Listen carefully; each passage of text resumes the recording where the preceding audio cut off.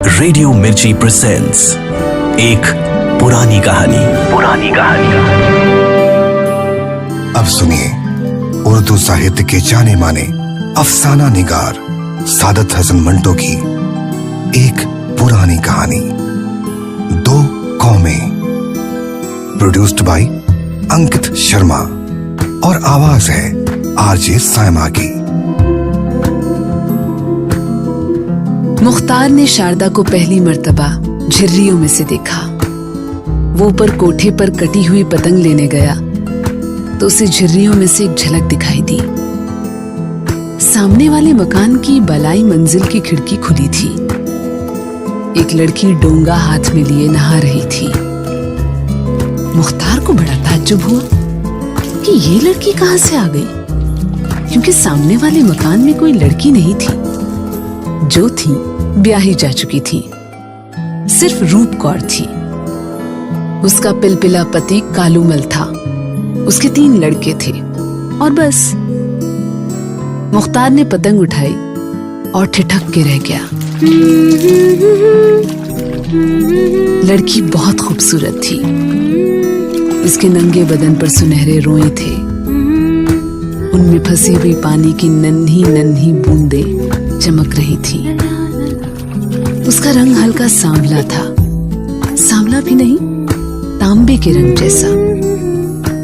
पानी की नन्ही नन्ही बूंदें ऐसी लगती थी जैसे उसका बदन पिघल कर कतरे कतरे बनकर गिर रहा है। मुख्तार ने झिर्री के सुराखों के साथ अपनी आंखें जमा दी और उस लड़की के जो डोंगा हाथ में लिए नहा रही थी दिलचस्पी और गौर से देखना शुरू कर दिया। उसकी उम्र ज्यादा से ज्यादा 16 बरस की थी। गीले सीने पर उसकी छोटी छोटी गोल छातियां, जिन पर पानी के कतरे फिसल रहे थे, बड़ी दिलफरेब थी। उसको देखकर मुख्तार के दिलो दिमाग में सुफली जज्बात पैदा न हुए। एक जवान, खूबसूरत और बिल्कुल नंगी लड़की उसकी निगाहों के सामने थी। होना ये चाहिए था कि मुख्तार के अंदर जवानी के एहसास जागते, मगर वो बड़े ठंडे एहसास से उसे देख रहा था, जैसे कोई चित्रकार एक तस्वीर देख रहा हो।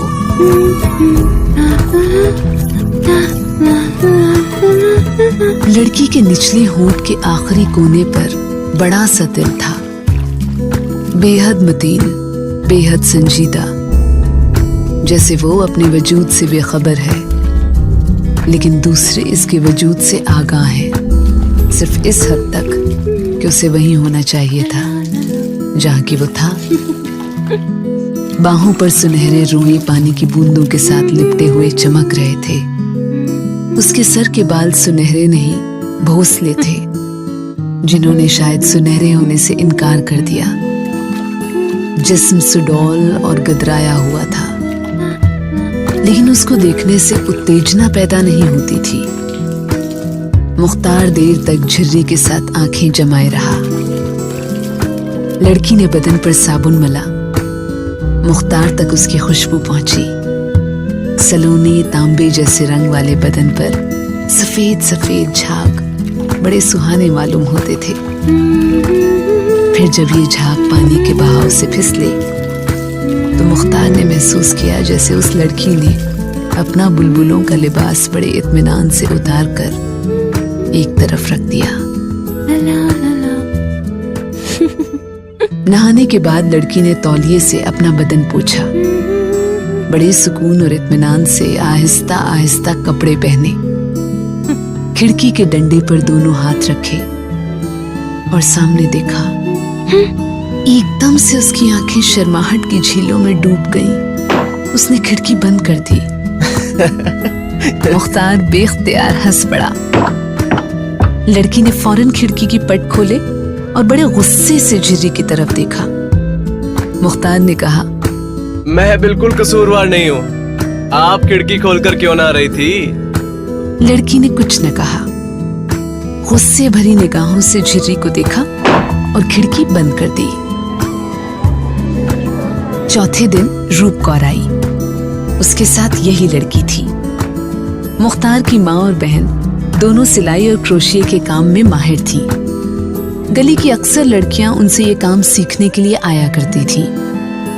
रूप कौर भी उस लड़की को इसी गरज से लाई थी, क्योंकि उसको क्रोशिये के काम का बहुत शौक था। मुख्तार अपने कमरे से निकलकर सहन में आया तो उसने रूप कौर को प्रणाम किया। लड़की पर उसकी निगाह पड़ी तो वो सिमट सी गई। मुख्तार मुस्कुराकर वहां से चला गया। लड़की रोजाना आने लगी। मुख्तार को देखती तो सिमट जाती। आहिस्ता आहिस्ता उसका ये रद्द अमल दूर हुआ और इसके दिमाग से यह ख्याल किसी कदर थोड़ा कम हुआ कि मुख्तार ने उसे नहाते देखा था। मुख्तार को मालूम हुआ कि इसका नाम शारदा है। रूप कौर के चचा की लड़की है, यतीम है। चीचों की मल्लियों में एक गरीब रिश्तेदार के साथ रहती थी। रूप कौर ने उसको अपने पास बुलाया। एंट्रेंस पास है, बड़ी ज़हीन है, क्योंकि इसने क्रोशिये का मुश्किल से मुश्किल काम यूं चुटकियों में सीख लिया था। दिन गुजरते थे। इस दौरान में मुख्तार ने महसूस किया कि वो शारदा की मोहब्बत में गिरफ्तार हो गया है। ये सब कुछ धीरे धीरे हुआ। जब मुख्तार ने उसको पहली बार झर्री में से देखा था तो उस वक्त उसके सामने एक नजारा था, बड़ा दिलकश नजारा। लेकिन अब शारदा आहिस्ता आहिस्ता इसके दिल में बैठ गई थी। मुख्तार ने कई दफा सोचा था कि ये मोहब्बत का मामला बिल्कुल गलत है, इसलिए कि शारदा हिंदू है। मुसलमान कैसे एक हिंदू लड़की से मोहब्बत करने की जुर्रत कर सकता है? मुख्तार ने अपने आप को बहुत समझाया, लेकिन वो अपने मोहब्बत के जज्बे को मिटा न सका। शारदा अब उससे बातें करने लगी थी, मगर खुल के नहीं। उसके दिमाग में मुख्तार को देखते ही ये एहसास बेदार हो जाता था कि वो नंगी नहा रही थी और मुख्तार झिर्री में से उसे देख रहा था। एक रोज घर में कोई नहीं था।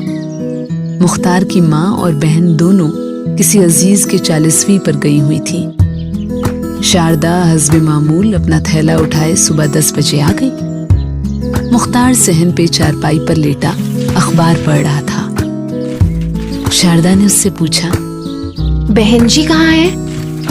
वो कहीं बाहर गई हैं। माता जी? मुख्तार उठकर बैठ गया। वो भी उनके साथ गई हैं। अच्छा। ये कहकर शारदा ने किसी कदर घबराई हुई निगाहों से मुख्तार को देखा और नमस्ते करके चलने लगी। मुख्तार ने उसको रोका। ठहरो शारदा। शारदा को जैसे बिजली के करंट ने छू लिया। चौंक कर रुक गई। जी? बैठ जाओ, वो लोग बस अभी आ ही जाएंगे। जी नहीं, मैं जाती हूँ। मुख्तार ने बड़ी जुर्रत से काम लिया। आगे बढ़ा, उसकी एक कलाई पकड़ी और खींचकर उसके होठों को चूम लिया।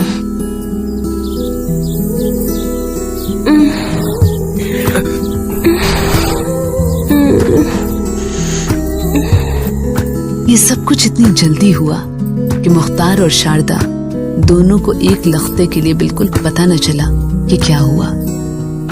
इसके बाद दोनों लरजने लगे। मुख्तार ने सिर्फ इतना कहा, मुझे माफ कर देना। शारदा खामोश खड़ी रही। उसका तांबे जैसा रंग सुर्ख पड़ गया था। होठों पे कपकपाहट थी, जैसे वो छेड़े जाने पर शिकायत कर रहे हों। मुख्तार अपनी हरकत और इसकी अंजाम को भूल गया। उसने एक बार फिर शारदा को अपनी तरफ खींचा और सीने के साथ भींच लिया। शारदा ने इसका कोई विरोध न किया। वो सिर्फ हैरत में खड़ी हुई थी। वो एक सवाल बन गई थी, एक ऐसा सवाल जो अपने आप से किया गया हो। वो शायद खुद से पूछ रही थी, ये क्या हुआ है? ये क्या हो रहा है? क्या ऐसा होना चाहिए? क्या ऐसा किसी और से भी हुआ है? मुख्तार ने उसे चारपाई पर बिठा लिया और पूछा, तुम बोलती क्यों नहीं हो शारदा? शारदा के दुपट्टे के पीछे उसका सीना धड़क रहा था। उसने कोई जवाब न दिया। मुख्तार को शारदा की ये चुप्पी खाई जा रही थी। बोलो शारदा, अगर तुम्हें मेरी हरकत बुरी लगी हो तो कह दो।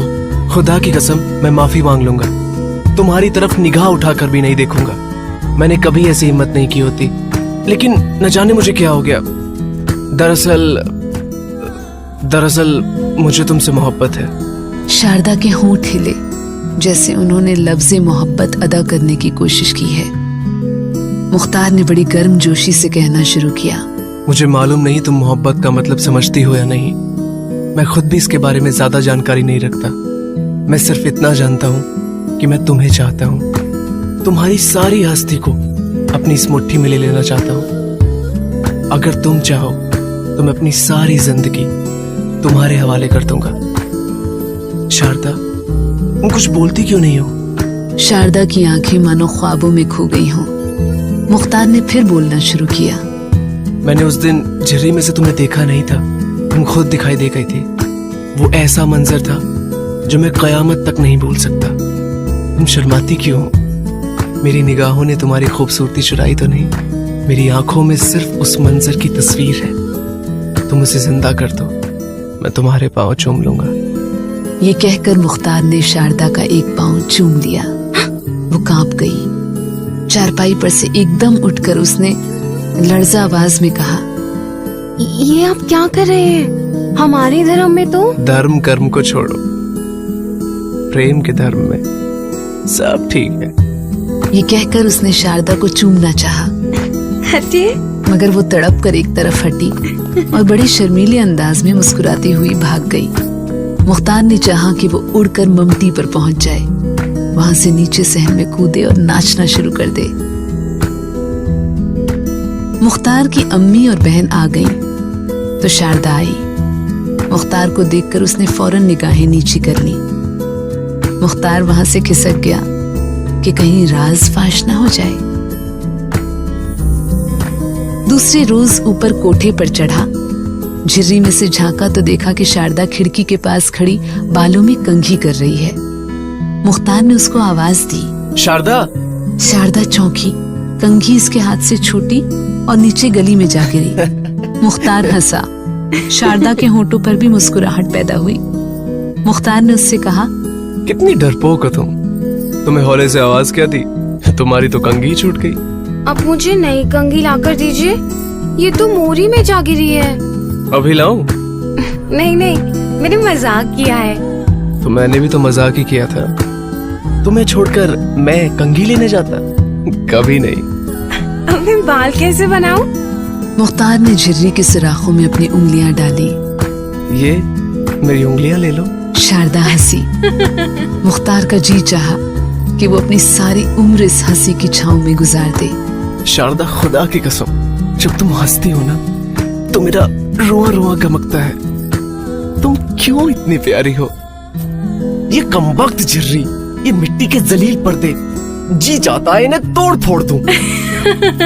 ये हंसी कोई और ना देखे, कोई और ना सुन सके। मैं इसके इर्द गिर्द अपने होठों की दीवारें खड़ी कर दूंगा। आप बातें बड़ी अच्छी बनाते हैं। तो मुझे इनाम दो, मोहब्बत की हल्की सी निगाह इन झिर्रियों से मेरी तरफ फेंक दो। मैं उसे अपनी पलकों में उठाकर अपनी आंखों में छुपा लूंगा। मुख्तार ने शारदा के पीछे एक साया से देखा और फौरन झिर्री से हट गया। थोड़ी देर बाद वापस आया तो खिड़की खाली थी। शारदा जा चुकी थी। आहिस्ता आहिस्ता मुख्तार और शारदा घी शक्कर हो गए। तन्हाई का मौका मिलता तो देर तक प्यार मोहब्बत की बातें करते रहते। एक दिन रूप कौर और उसका पति लाला कालूमल कहीं बाहर गए हुए थे। मुख्तार गली में से गुजर रहा था कि उसको एक कंकर लगा। उसने ऊपर देखा, शारदा थी। उसने हाथ के इशारे से उसे बुलाया। मुख्तार उसके पास पहुंच गया। कोई नहीं था वहां पे। खूब घुल मिल की बातें हुई। मुख्तार ने इससे कहा, उस दिन मुझसे गलती हुई थी और मैंने उसकी माफी मांग ली थी। आज फिर गलती करने का इरादा रखता हूँ, पर माफी नहीं मांगूंगा। और अपने होंठ शारदा के कपकपाते हुए होठों पर रख दिए। शारदा ने शर्मीली शरारत से कहा, आप माफी मांगिए। जी नहीं, अभी होठ आपके नहीं मेरे हैं।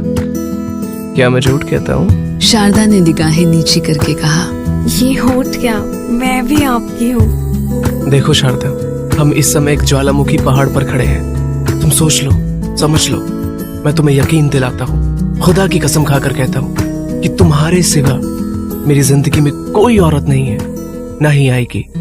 मैं वादा करता हूँ कि जिंदगी भर तुम्हारा रहूंगा, मेरी मोहब्बत साबित कदम रहेगी।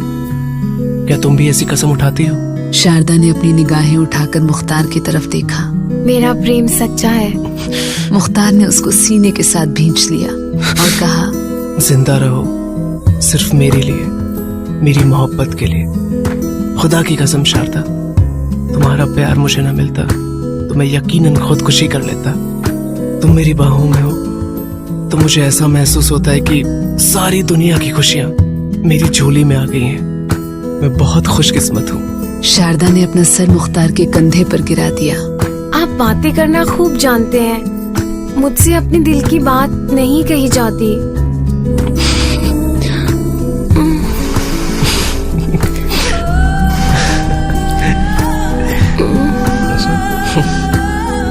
देर तक दोनों एक दूसरे में खोए रहे। जब मुख्तार वहां से गया तो उसकी रूह एक नई और सुहानी लज्जत से भरी हुई थी। सारी रात वो सोचता रहा। दूसरे दिन कलकत्ते चला गया, जहां उसके अब्बा का कारोबार था। 8 दिन के बाद वापस आया। शारदा हमेशा की तरह क्रोशिये का काम वक्त पे सीखने आई थी। उसकी निगाहों ने इससे कई बातें की। कहाँ गायब रहे इतने दिन? मुझसे कुछ कहा क्यों नहीं? कलकत्ते चले गए, मोहब्बत के बड़े बड़े दावे करते थे। मैं नहीं बोलूंगी तुमसे। मेरी तरफ क्या देखते हो? क्या कहना चाहते हो मुझसे? मुख्तार बहुत कुछ कहना चाहता था, मगर तन्हाई नहीं थी। वो काफी गहरी गुफ्तगू उससे करना चाहता था। 2 दिन गुजर गए, मौका न मिला। निगाहों ही निगाहों में गूंगी बातें होती रही। आखिर तीसरे रोज शारदा ने उसे बुलाया। मुख्तार बहुत खुश हुआ। रूप कौर और उसका पति लाला कालू मिल घर में नहीं थे। शारदा सीढ़ियों में मिली। मुख्तार ने वहीं उसको अपने सीने के साथ लगाना चाहा। वो तड़पकर ऊपर चली गई, नाराज थी। मुख्तार ने उससे कहा, देखो मेरी जान, मेरे पास बैठो, मैं तुमसे बहुत जरूरी बातें करना चाहता हूँ। ऐसी बातें जिनका हमारी जिंदगी से बहुत गहरा ताल्लुक है। शारदा इसके पास पलंग पर बैठ गई। तुम बात टालो नहीं, बताओ, मुझे बताए बिना कलकत्ता क्यों गए? सच, मैं बहुत रोई। उस दिन जब मैं गया तो सारी रात सोचता रहा। जो कुछ उस दिन हुआ, उसके बाद ये सोच विचार जरूरी था। उस दिन हमारी हैसियत मियाँ बीवी की थी शारदा। मैंने गलती की, तुमने कभी सोचा भी ना होगा। हमने एक ही छलांग में कई मंजिलें तय तो कर ली, मगर ये तो सोचा ही नहीं कि हमें जाना किस तरफ है। समझ रही हो ना शारदा? जी हाँ। मैं कलकत्ता इसलिए गया था कि अब्बा जी से मशवरा करूं, और तुम्हें सुनकर खुशी होगी कि मैंने उन्हें राजी कर लिया है। मेरे दिल का सारा बोझ हल्का हो गया। मैं अब तुमसे शादी कर सकता हूँ। शादी? हाँ हाँ, इसके अलावा और हो ही क्या सकता है। मुझे मालूम है कि तुम्हारे घर वाले बड़ा हंगामा मचाएंगे, लेकिन मैंने उस सब का इंतजाम कर लिया है। हम दोनों यहाँ से गायब हो जाएंगे, सीधे कलकत्ता चलेंगे। बाकी काम अब्बा जी के सुपुर्द है। जिस रोज हम वहां पहुंचेंगे उसी रोज मौलवी बुलाकर तुम्हें मुसलमान बना देंगे, और शादी भी उसी वक्त हो जाएगी। शारदा के होंठ जैसे किसी ने सी दिए। मुख्तार ने उसकी तरफ देखा। खामोश क्यों हो गई? बोलो। शारदा न बोली। मुख्तार को बड़ी उलझन हुई। बताओ शारदा, क्या बात है? तुम हिंदू हो जाओ। मैं हिंदू हो जाऊं? मैं हिंदू कैसे हो सकता हूँ? मैं मुसलमान कैसे हो सकती हूँ? शारदा की आवाज मध्यम थी। तुम मुसलमान क्यों नहीं हो सकती? मेरा मतलब है कि तुम मुझसे मोहब्बत करती हो, और इसके अलावा इस्लाम सबसे अच्छा मजहब है। हिंदू मजहब भी कोई मजहब है? गाय का पेशाब पीते हैं, बुत पूजते हैं। मेरा मतलब है कि ठीक है, अपनी जगह ये भी मजहब है, पर इस्लाम का मुकाबला नहीं कर सकता। तुम मुसलमान हो जाओगी तो बस सब सब सब ठीक हो जाएगा। शारदा के चेहरे का तांबे जैसा रंग जर्द पड़ गया। आप जाइए, वो लोग आने वाले हैं। लेकिन शारदा। नहीं नहीं, आप जाइए, आप जल्दी जाइए, वो आ जाएंगे। मुख्तार ने अपने सूखे हलक से बमुश्किल ये अल्फाज निकाले। हम दोनों एक दूसरे से मोहब्बत करते हैं शारदा, तुम नाराज क्यों हो गई? जाओ, चले जाओ, हमारा हिंदू मजहब बुरा है, तुम मुसलमान बहुत अच्छे हो। शारदा के लहजे में नफरत थी। वो दूसरे कमरे में चली गई और दरवाजा बंद कर दिया। मुख्तार अपना इस्लाम सीने में दबाए वहां से चला गया।